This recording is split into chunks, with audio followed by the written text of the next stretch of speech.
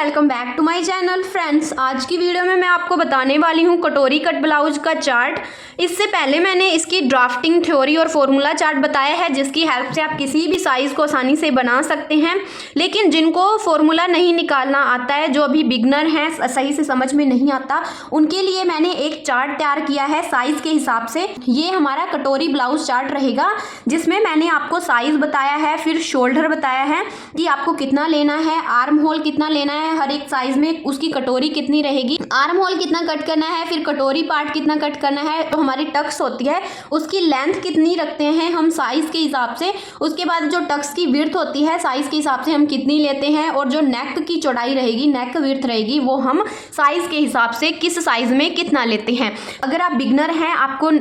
पता नहीं रहता कि किस साइज में हम कितनी विड्थ रखेंगे, शोल्डर रखेंगे, कितना आर्म होल रखेंगे, नेक की चौड़ाई कितनी रखनी है, टक्स पॉइंट कितना रखना है, ये सब हम आज की वीडियो में सीखने वाले हैं। और अगर आप भी बिगनर हैं तो आपके लिए ये फॉर्मूला चार्ट बहुत ही हेल्पफुल रहने वाला है। तो चलिए शुरू करते हैं। तो सबसे पहले मैंने साइज लिखा है, ये हमारे पास 28 साइज से 46 साइज तक रहेगा। उसमें हमें शोल्डर आर्म होल कितना लेना है वो सब हम सीखने वाले हैं। तो आपने क्या करना है, आपने पेन और कॉपी उठानी है और इसको अपनी नोटबुक में नोट कर लेना है, ताकि आप किसी भी साइज का ब्लाउज बनाए तो आपको दिक्कत ना रहे। तो जो 28 हमारा ब्लाउज रहेगा, साइज रहेगा,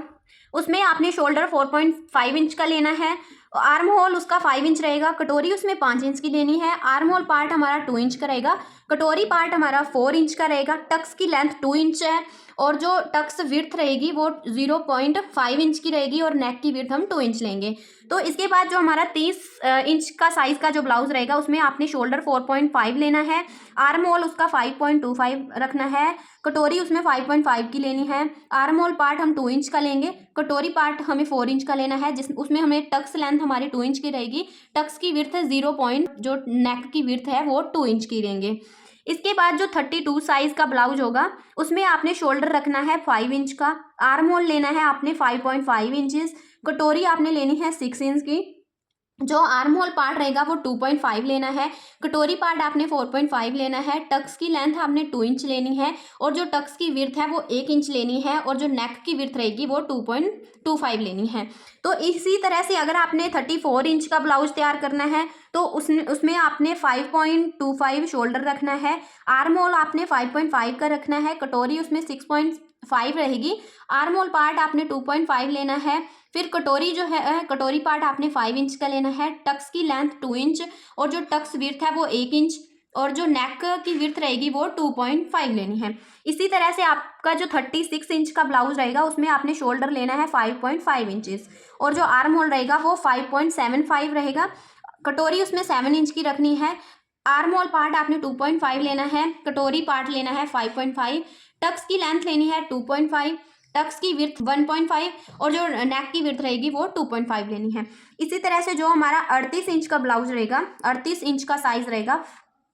उसमें आपने शोल्डर रखना है 6 इंच का, आर्म होल भी आपने 6 इंच लेना है, कटोरी उसमें रहेगी 7.5, आर्म होल पार्ट रहेगा 2.5, कटोरी पार्ट रहेगा 5.5, टक्स की लेंथ लेनी है आपने 2.5, टक्स विड्थ लेनी है 1.5, और जो नेक की विड्थ रहेगी वो लेनी है 2.75। तो इसके बाद जो हमारा 40 इंच का साइज रहेगा, उसमें आपने शोल्डर लेना है 6 इंच का, आर्म होल लेनी है 6 इंच, कटोरी 8 इंच, आर्म होल पार्ट 2.5, कटोरी पार्ट 6 इंच, टक्स की जो लेंथ है वो 2.5, टक्स की विड्थ 2 इंच, और जो नेक विड्थ रहेगी वो 2.75। इसके बाद जो हमारा 42 साइज का ब्लाउज रहेगा, उसमें शोल्डर आपने 6 इंच लेना है, आर्म होल आपका 6.25 रहेगा, कटोरी 8.5, आर्म होल पार्ट 2.5 रहेगा, कटोरी पार्ट 6.5,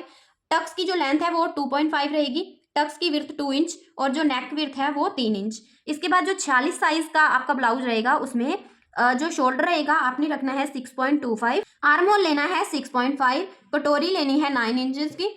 आर्म होल पार्ट रखना है 3 इंचेस, कटोरी पार्ट 7 इंच, जो टक्स लेंथ रहेगी वो 2.5, टक्स की विड्थ 2.5, और जो नेक की विड्थ रहेगी वो 3 इंच।